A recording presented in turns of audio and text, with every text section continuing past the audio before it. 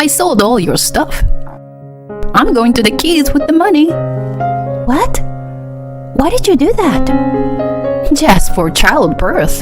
You overreacted by going back home for so long. It's a punishment for throwing away your responsibilities at home. You should be very sorry for what you did and behave from now on. My mother-in-law showed me the $100 bills she must have gotten from selling my personal belongings and smirked at me. After a difficult pregnancy, my baby was finally born. And yet, the moment I returned home, I'm greeted by her harassment. Do I have to live in this hustle environment for the rest of my life? Being bullied by mother-in-law while raising a child and doing housework. I absolutely cannot endure such a life. My body trembles with anger. An inexpressible emotion overcomes me. Then, things take a sudden turn. An unexpected outcome falls upon us. I am Lisa, 30 years old. I became a full-time housewife when I got married a year ago. I met my husband Sean about 6 years ago.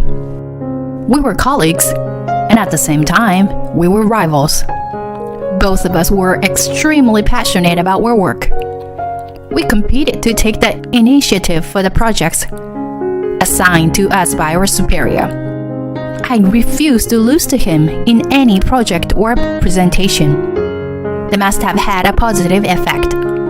Before I knew it, we had gone from good rivals to good supporters. We were drawn to each other for the way we worked hard at our job. We got married after 2 years of dating. He requested something unexpected at the time of the registry. It may be wrong to ask this to someone who loves working, but I want you to be a full-time housewife. What? A housewife? You see, I'm not saying I don't want to. I'm just a little surprised. To be honest, I was shocked. It just sounded quite an outrageous request at the time. I found the job challenging more than I liked it. It wasn't like I didn't want to do the housework, so it depended on the reason. I didn't mind becoming a housewife, as he put it. Why do you ask me that? He became a little flustered. I'm really not good at housework. What? I think you would most likely end up taking care of the home by yourself. On top of it, if you have to work full-time, it'll be a lot of burden on you. Oh no, I'll be fine. If you really want to continue working, I'm okay with it. But honestly, I want you to be a housewife and take care of the house. Oh, babe. He was aware that it was a selfish request and spoke apologetically from beginning to end. I felt somewhat endeared to him. After thinking about it for a while, I decided to accept his wish. I resigned from my job upon marriage and devoted myself of taking care of the house. However, I regretted my choice right away. I never realized how painful it was to stay at home. It all started with a trivial matter. One day, a few days after I got married, the doorbell rang. I thought it was a courier, so I opened the front door without checking who it was. There stood my mother-in-law, Mary. Oh, hi, Mary. Hey, Lisa. My name is Lisa. All right, whatever. Let me inside. Wait! She forcefully came into the house after mistaking my name. She kicked off her shoes, sat down on a sofa, and made herself at home. Then she looked around the room and let out a deliberate sigh. When I went to the kitchen to make a drink for her, she yelled loudly at me. You stay home all day, but it seems that you can't even clean properly. There's dust on the edge of the picture frame, and your hair is on the floor.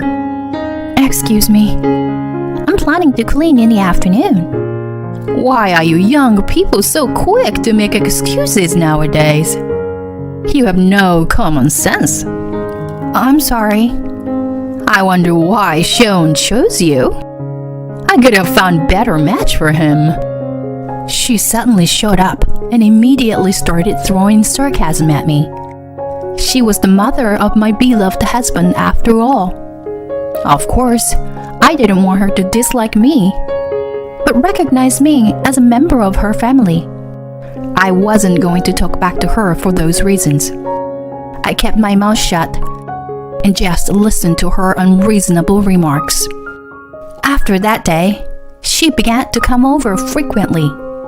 She always looked for faults and criticized them. She complained that the house was not tidy enough and that the laundry was left in the dryer. She commented that she felt sorry for Sean for having an incompetent wife, and so on. My nerves were getting frayed by her heartless words. No matter how much stress I felt, I couldn't talk to Sean about it. I thought about asking him for advice many times. In the beginning, if I did, he would have probably got furious and scolded her. But it was highly unlikely that she would have backed down quietly after that. On the contrary, I thought that it would have probably ignited the fire even more. I was too afraid to confide in him when I thought of that. His father passed away when he was in college. Since then, he had been living with her. Her attachment to him was so strong. She once suggested that the three of us should have lived together. He firmly refused her idea, but it was becoming more or less the same as living together as she came over to bully me almost every day after we got married. Then, a turning point came to me. It was on our first wedding anniversary. I was feeling ill and, on Sean's advice, went to the hospital. There I found out that I was pregnant. When I told him about it, he looked at me puzzled. I showed him the echo picture, and he suddenly burst into tears. Oh my God, we're going to be parents. Yes, that's right. You're going to be a father. Whoa, I'm so happy that I can't stop crying. Oh, I'm so happy too. I don't know why the tears. Thank you, honey. I'm going to work harder from now on. For the baby's sake, let's both do our best. We will. I was overjoyed when I got married, but I felt a different kind of happiness this time. To have a new life in my belly with the person I loved was much a mysterious and blissful thing. At the same time, a new concern arose. It was Mary, who regularly visited me without an appointment. When she happened to come over, I was so nauseous that I had to run to the bathroom. Of course, this was a symptom of morning sickness, not an illness. She guessed something from the sequence of my actions and grinned at me as I came out of the bathroom. Are you pregnant? Oh, well, I knew it. Why didn't you tell me when you found out? I'm sorry, but I'm suffering from morning sickness right now. I was going to tell you when I was in the stable period. Oh, well, that's okay. But more importantly, I'm assuming it's a boy, right? Suddenly, I was asked an unexpected question, and my thoughts stopped. We haven't found out the sex yet, and it didn't even make any difference anyway, as long as a baby was born healthy. Her question sounded to have a hidden meaning that only a male baby was worthy of being born. We don't know the sex yet. Oh, I see. Well, one boy is enough for the successor. Raising a child costs a lot of money. By all means, have a boy and spend all your money on him. Well, as I said, we don't know if it's a boy. Shut up. Just have a boy. Otherwise, you are worthless. She opened the refrigerator with a giggle and grabbed the Jell-O for herself. Sean had bought it for me as I couldn't eat anything else. I felt an emptiness inside, more than anger, and was left with an undescribable taste in my mouth. I sobbed quietly after she left. What was wrong with her? It didn't matter what sex the baby was, as long as it was born healthy. That was all that matters. I thought everyone thought that way. She had experienced childbirth and raising a child before me. How could she say such a thing without a care in the world? Then I was convinced. If I had to deal with her any longer, I would have driven myself crazy during the pregnancy. If I didn't do anything about it, I would have affected not only me, but also my unborn baby. It wasn't a typical thing to go back to one's parents for childbirth. However, I told Sean that I wanted to return home because I was too anxious about my first delivery and decided to leave at 7 months pregnant. Mary complained that it was ridiculous and that I was abandoning my responsibilities at home, but I was not going to take any risk.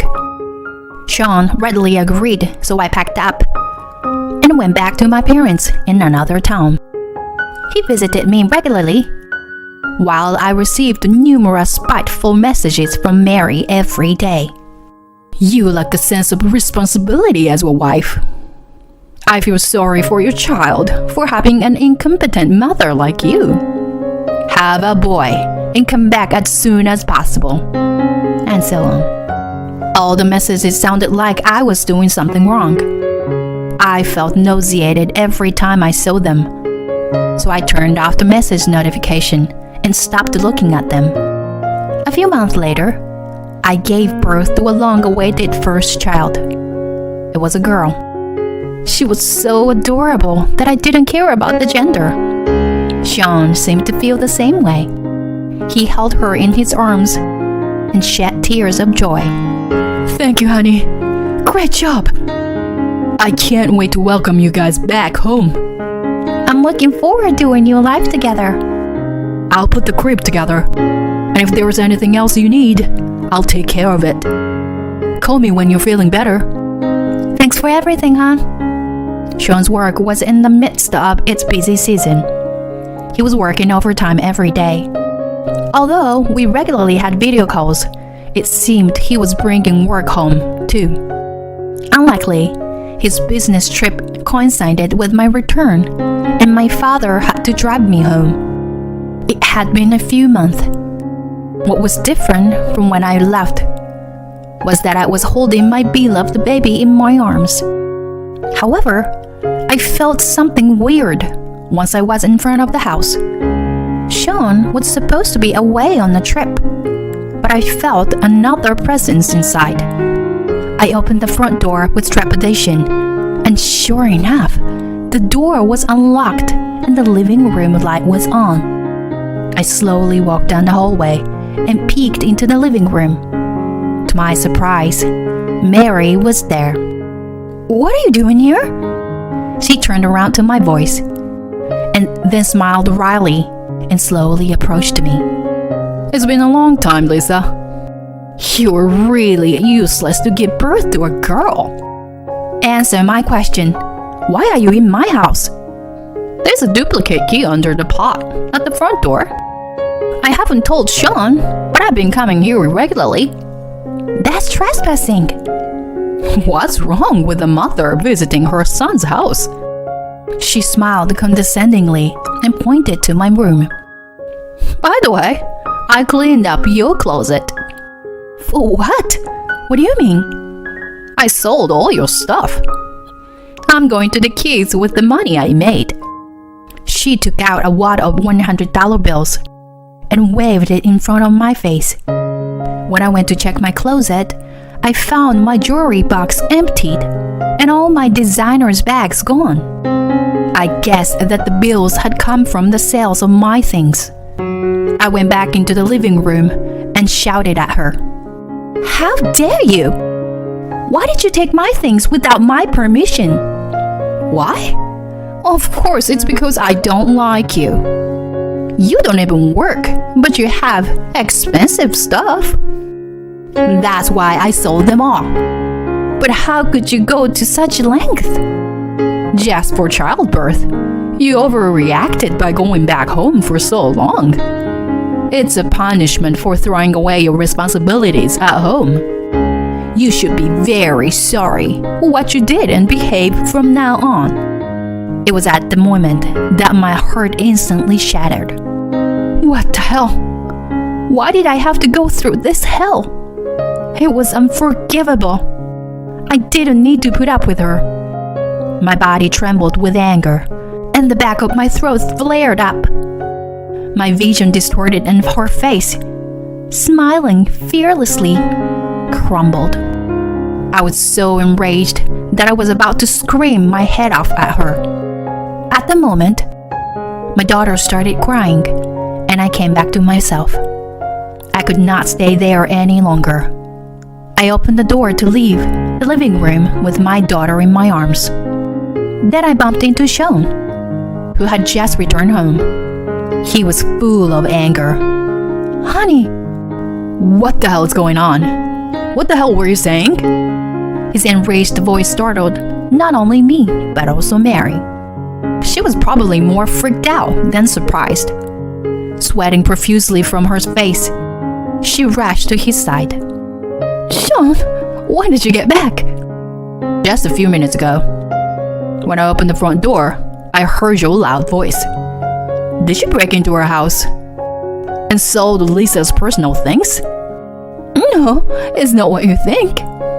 I was just teaching her a lesson to be a good wife. You understand that, don't you? She gave birth to a girl. You must be upset too." "What's wrong with the girl?" "Huh? "She is still our baby, no matter what. Who the hell you think you are to tell us what's right and wrong?" I am your mother." She raised her voice in grief, but the expression on his face didn't change. He continued to scold her relentlessly. "In addition to trespassing, you are guilty of embezzlement by selling someone's property without permission. What you did is a crime. I will never think of you as my mother again." "Listen, I'm doing this for you." "What's in it for me? I've never felt so much disgust for someone before. If you ever hurt Lisa again, I'll turn you to the police." "Oh no, wait, Sean." "Shut up. Get the hell out of here." He grabbed her arm tightly and pulled her towards the front door. She desperately resisted. When her eyes caught mine, she tearfully pleaded with me. "Lisa, please help me. I didn't mean to hurt you. I just wanted to make you a good wife. I don't care if the baby is a boy or a girl anymore. Please tell him it's a misunderstanding." Even in such situation, it seemed that an apology was not an option for her. If only she would have apologized from the bottom of her heart, even just once, I would have thought about it. There was no way to save her at that point. I gave a death stare to the woman who had conveniently begun to appeal to me. "You don't care if it's a girl or boy? I don't need you to tell me that. An heir? What era do you think you live in? She was not born to be at your beck and call. I've put up with your harassment for a long time, but I've had enough. I will never consider your family again. Don't even mention my name from now on. Even when we decide on the baby's name, we will never tell you. I won't even let you see her. I will not let someone like you, who enjoyed stepping on people's hearts, touch her. Now, get out of here and stay the hell away from my family." As soon as I finished, Sean pushed her out the door and threw her bag onto the street. She must have been in great shock. She was crying and apologizing for an hour in front of the house. Of course, we did not react at all. We have completely severed our relationship with her since then. We never let her see her daughter, and when she visits us at home, we never let her in. The only contact we made was to demand compensation for selling my things. When Sean confronted her with the idea of suing her if she didn't pay up, She readily agreed.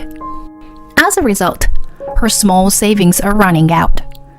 Now, she can no longer live on her pension alone and works as a cleaner. I don't think I will have anything to do with her again, under any circumstances in the future. Sean must have been prepared for that and cut off the relationship with her. We, on the other hand, are now living happily with the three of us. Now that Mary is out of the picture, I realize how happy I am to be able to spend ordinary days. I'm sure that we will encounter various difficulties in the future. I hope to overcome them with my husband and sometimes with my daughter as a family of 3.